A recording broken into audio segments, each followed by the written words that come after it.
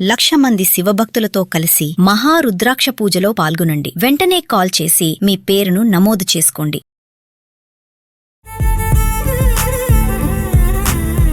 నమస్తే, welcome back to Suman TV. Present మనతో పాటు ఉన్నారు public speaker, family counsellor, motivational speaker Rajani Ramma గారు. నమస్తే మ్యామ్. నమస్తే నవీన. మేడం, నిన్న నేను ఒక ఆర్టికల్ చూశాను. ఫ్లోరిడాలో జరిగినటువంటి సంఘటన ఇది. కపుల్స్, హస్బెండ్ కి 108 సంవత్సరాలంట, వైఫ్ కి 107 సంవత్సరాలంట. అంటే వాళ్ళిద్దరు కలిసి 83 సంవత్సరాలు వాళ్ళ వివాహ బంధాన్ని సాగిస్తూ ఇప్పటికీ అలా ఉండి రికార్డ్ సృష్టించారు. అంటే మరి ఒక్కసారి అంటే ఎందుకు నవీనా ఇప్పుడు వాళ్ళు ఓకే ఉన్నారు అంటే మనం ఏం చెప్తామని అనుకోవచ్చు మీరు. నేనేంటంటే ఇప్పుడు ప్రెసెంట్ చూసుకుంటే వివాహ బంధాలు ఎలా ఉంటున్నాయి, ఎన్నో వీడియోలు మనం మాట్లాడుకున్నాము. చిన్న చిన్న కారణాలకి పెళ్ళైన 6 నెలలకో 3 నెలలకి డైవర్స్ అనేసి విడిపోవడము, గొడవలు, లేదంటే చంపేయడము, వీళ్ళు చనిపోవడము ఎన్నో జరుగుతున్నాయి. అంటే పెళ్లికి అర్థం లేకుండా అయిపోతుంది. మరి ఇలాంటి సంఘటనలు చూసినప్పుడు అయినా మనం కొంచెం మన బంధాలు ఎలా ఉంటున్నాయి, వాళ్ళు చూడండి ఆ వయసులో కూడా వాళ్ళు 83 సంవత్సరాలు ఇద్దరు కలిసి అలా ఉన్నారు అంటే 108 సంవత్సరాలు అంటే మనం బతుకమో తెలియదు. మరి ఒక్కసారి మనం దీని గురించి మాట్లాడుకుంటాం. మనకి ఆశీర్వదిస్తారు, ఆశీర్వచనం అని అప్పుడప్పుడు టెంపుల్స్కి వెళ్ళి కూడా ఆశీర్వచనాలు తీసుకుంటూ ఉంటారు వేద పండితుల ద్వారా. ఇంకా ముఖ్యంగా పెళ్లిళ్లలో ఆశీర్వదిస్తారు. శతమానం భవతి అని, అంటే శతాయుష్ అని కూడా అంటారు. అంటే 100 సంవత్సరాలు వర్ధిల్లు, జీవించు సుఖంగా అని ఆ మంత్రాలకు అర్థం. మనకి ఇక్కడ సాంప్రదాయం, వాళ్ళకి అది లేదు. ఆ మంత్రాలు ఆ పెళ్లిళ్ళు లేవు వాళ్ళకి. కానీ వాళ్ళు చూడండి చక్కగా 100 సంవత్సరాలు చక్కగా జీవించారు కదా. కొంత భాగం పెళ్లికి ముందు గడిచిన తర్వాత కాలంలో కలిసి ఉన్నారు. 100 సంవత్సరాలు దాటిపోయింది వాళ్ళకి. మనకైతే ఎన్ని ఉత్సవాలు, ఎన్ని సిల్వర్లు, డైమండ్లు, గోల్డ్లు చేసేస్తారు ఈ లోపల సెలబ్రేషన్స్ కదా. Silver Jubilee function, golden Jubilee పేర్లు పెట్టేసి వీటికేం తక్కువ లేదు. వాళ్ళు అవేమి చేసుకోరు కానీ చక్కగా ఉన్నారు. ఇక్కడ మనకి కూడా 100 సంవత్సరాలు బ్రతికిన వాళ్ళు ఉన్నారు కానీ జంటగా బ్రతికిన వాళ్ళని మనం చూడలేదు. అది గ్రేట్ అన్నమాట వాళ్ళు. సరే, అయితే ఒకళ్ళనొకళ్ళు వాళ్ళు ప్రేమించుకోవడం, ఓకే, ప్రతి విషయంలో అర్థం చేసుకోవడం కదా. ప్రతి విషయంలో తోడుగా, తోడు అంటే ఏంటి, కలిసి. అది ఉందా ఇప్పుడు? నేను ఇటు వెళ్తాను వాటి వెళ్ళు కదా. లేట్గా వస్తే నేను కూడా లేట్గా వస్తా. మొన్న ఒక అమ్మాయి ఒక అబ్బాయి నా దగ్గరకు వచ్చి చెప్తున్నారు. ఒక 2 ఫంక్షన్స్ వచ్చాయి, ఒకటి ఫ్రెండ్స్ది, ఒకటి చుట్టాలది. మరి ఫ్రెండ్స్ దగ్గరికి నేను వెళ్తాను, చుట్టాల దగ్గరికి నువ్వు వెళ్ళా. చుట్టాలు కూడా అబ్బాయి తరఫే, అతని తరఫు పరువు ఈ అమ్మాయి కాపాడాలి. తన ఫ్రెండ్స్ దగ్గరికి తను వెళ్తాడు. ఎలా ఉందంటే రిలేషన్ ఎలా ఉంటుంది అక్కడ? నా కొడుకు రావాలి కానీ, మా తరఫు అబ్బాయి రావాలి కానీ, ఈ అమ్మాయి వచ్చింది అంటే అని అనుకుంటారు. అయ్యో ఆయన రాలేకపోయాడు, ఈ అమ్మాయి వచ్చింది అని సంతోషించరు. అక్కడ కూడా నెగిటివ్ ఎదురవుతుంది ఈ అమ్మాయికి. కాబట్టి అక్కడ అబ్బాయి తెలిసైనా తెలియకైనా అక్కడ ఒక అమ్మాయిని ఎక్స్పోజ్ చేసినట్టే కదా. అక్కడ ఒక చెడుకి వాళ్ళందరూ అనుకునేటట్టుగా అంటే అంటారేమో, అవును అంట, అంటే అంటా నేను. ఇప్పుడు వెళ్తే అబ్బాయినే ఎత్తుక్కుంటారు చూడండి కావాలని. పాపం అబ్బాయి రాలేకపోయాడు, అమ్మాయి వచ్చింది అని తర్వాత కారణం చెప్పినా కూడా యాక్సెప్ట్ చేయరు, మొహం మార్చుకుని వెళ్తారు. కాబట్టి ఆ తెలిసో తెలియక ఆ తప్పులు కూడా చేయకూడదు. అంటే ఇది కొత్త విషయం, ఇది నేను ఇప్పుడు చెప్తున్నది. అందుకని అప్పుడు తోడుగా నమ్మకంతో ప్రేమతో నీవు లేక నేను లేను అన్నట్టుగా బ్రతికారు కాబట్టి 100 సంవత్సరాలు బ్రతికారు వాళ్ళు. మరి ఇప్పుడు ఎక్కడ ఉంది? ఇప్పుడు మన తరం తీసుకున్నా, ఇంకా ముందు తరం తీసుకున్నా, మన అమ్మలైనా మన పిల్లలైనా వాళ్ళకి కూడా ఇవి తెలియకపోవచ్చు. గొడవలు అవుతూనే ఉన్నాయిగా. ఇప్పుడు చెప్తారు పెళ్ళి 60 ఏళ్ళైనా గొడవలు తప్పవు అంటారు. ఎందుకు మరి వాళ్ళకు ఉన్నాయా? ఏమో తెలీదు.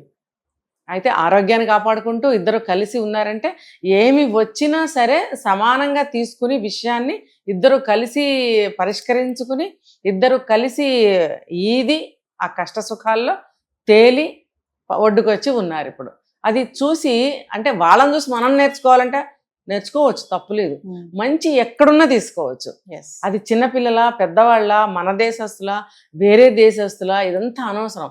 మంచి ఎక్కడున్నా తీసుకోవచ్చు, చెడు ఎక్కడున్నా వదిలేయాలి, చెడుని తీసుకోవద్దు అని. ఒక 10 మంచి విషయాలు మనం నేర్చుకుంటే మనం కూడా ఆదర్శంగా నిలబడతాం కదా. మనం కూడా ఒక మంచి వ్యక్తిగా గుర్తింపబడతాం కదా. ఒక భర్త అవ్వచ్చు, ఒక ఎవరైనా ఒక వ్యక్తి చెప్పేది మంచిగా మనం కూడా గుర్తింపు పొందొచ్చు. కానీ మంచికి పాటు పడరు, ఎందుకంటే లేటు టైం పడుతుంది. ఇప్పుడు మరి వీళ్ళకి పేరు రావాలంటే 100 సంవత్సరాలు పట్టింది కాబట్టి చెడైతే నిమిషంలో మనం ఇంప్లిమెంట్ చేసేయచ్చు కదా. కాబట్టి చెడుకి మొగ్గుతాం మనం. కాకపోతే ఏంటంటే ఈ బతికిన నాళ్ళు కూడా స్ట్రగుల్ అవుతూనే ఉండాలి, ఫైట్ చేస్తూనే ఉండాలి, భేదాభిప్రాయాలతో అభిప్రాయ భేదాలతో పడి లేస్తూనే ఉండాలి. అయితే ఉంటాం లేదా విడిపోతాం, అది పరిస్థితి, లాటరీ సిస్టమ్ అన్నమాట. అంటే మేడం ఇప్పుడు జనరేషన్ కి ఓపిక ఉండట్లేదు అనుకోవచ్చా?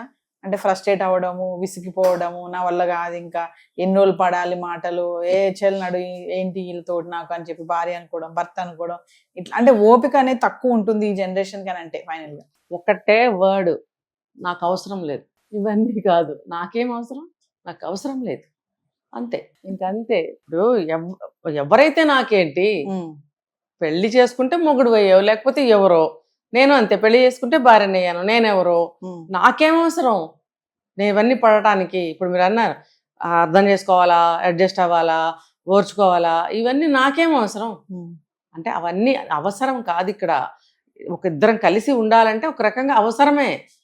ఇప్పుడు ప్రేమిస్తున్నాము, ఎందుకు ప్రేమిస్తున్నాం, అవసరమే. అది కూడా దీని మీద కూడా నేను మాట్లాడాను ఒకసారి.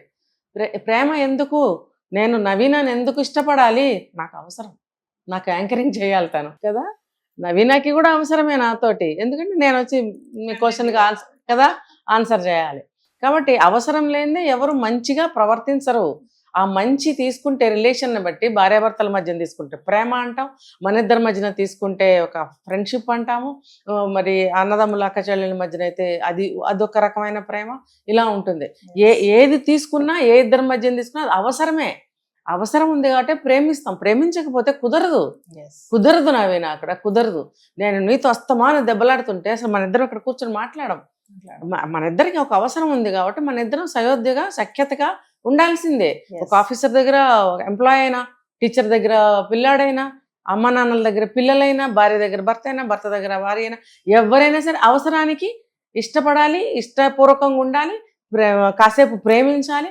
అంటే పెళ్ళంటే నూరేళ్ల పంట, కాసేపే ప్రేమించాలా అంటే ఎస్, ఆ 100 సంవత్సరాలు కాసేపే. ఆ ముందెవరో మనకు తెలియదు, వెనక ఉండం. ఆ 100 సంవత్సరాలు కాసేపే, క్షణభంగురం అనే జీవితం అంటారు. క్షణంతో పోల్చారు, నేను ఇంకా కాసేపు అన్నాను. ఆ క్షణమే అవసరంతో, ప్రేమతో ఉండాల్సిందే. లేకపోతే నువ్వెవరో నేనెవరో, అది కరెక్టే. ఎక్కడెక్కడి నుంచో వచ్చి మనం కలిసి బ్రతకాలి. ఎందుకు, నీ తోడుగా నేను, నా తోడుగా నీవు, అది అవసరం కదా. ఒక పుట్టగానే మనిషికి ఒక ఫ్యామిలీ అవసరం. లేకపోతే నువ్వు ఎవరికి పుట్టావరా, ఎక్కడ పుట్టావరా, ఎవర్రా నువ్వు అంటారు. చనిపోయేటప్పుడు కూడా ఒక ఫ్యామిలీ అవసరమే. ఎవరు తాలూకా పోయారు, అవునా. తర్వాత ఆ అంత్యక్రియలు, ఆ క్రిమేషన్ ప్రోగ్రామ్స్ అన్నీ ఉన్నప్పుడు ఎవరు చేయాలి, నీ మనుషులు చేయాలి, నీ బంధువులు, నీ బంధాలు చేయాలి. ఎవరు వాళ్ళందరూ, నీ ఫ్యామిలీ మెంబర్స్. ఎక్కడి నుంచి వచ్చారు వీళ్ళందరూ, మీ అమ్మా నాన్నకి, వాళ్ళ అమ్మా నాన్నకి, వీళ్ళందరికీ పుట్టిన వాళ్ళే మీ బంధువులు కదా. అమ్మాయి తరఫైనా, అబ్బాయి తరఫైనా, వీళ్ళందరూ ఉండే ఒక ఫ్యామిలీ. ఆ ఫ్యామిలీ ఖచ్చితంగా పుట్టినప్పుడు గిట్టినప్పుడు కావాల్సిందే. ఈ మధ్యలో ఏంటంటే అవసరం కోసమే అందరు బంధువులతో అయినా సరే ప్రేమగా ఉంటాం. షటప్ గడౌట్ అంటే ఎలా కుదురుతుంది, అవసరమే కదా. అరే వాళ్ళ ఇంట్లో మంచి చెడ్డ అయినా మనం వెళ్ళి నుంచుంటే బంధుబలం, మన ఇంటికి అవసరం అయితే వాళ్ళు వచ్చి నుంచుంటారు, అది బంధుబలం. ఆ అవసరం కోసం ఆ ప్రేమని మనం చూపించాల్సిందే. ఆ కాసేపు అంటే ఆ 100 సంవత్సరాలు. ఒకవేళ 100 ఏళ్ళు మనం బ్రతికితే 30 ఏళ్ళు బ్రతుకుతామా, 60 ఏళ్ళు బ్రతుకుతామా, 100 ఏళ్ళు బ్రతుకుతామా నాకు తెలీదు. కాబట్టి ఆ కాసేపు అవసరం కోసం ప్రేమించాల్సిందే. భార్యాభర్తలు కూడా అంతే. Thank you.